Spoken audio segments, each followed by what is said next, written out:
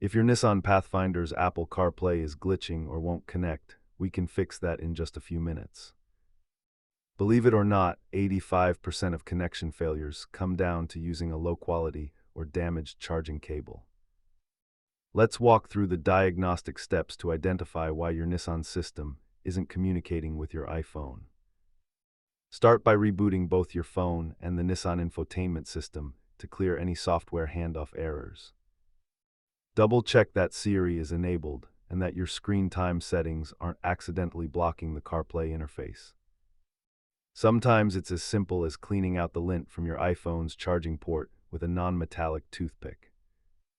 Wired connections usually fail due to physical wear, while wireless issues are often caused by signal interference. As you can see, a simple high-quality cable swap solves the majority of Pathfinder connection problems.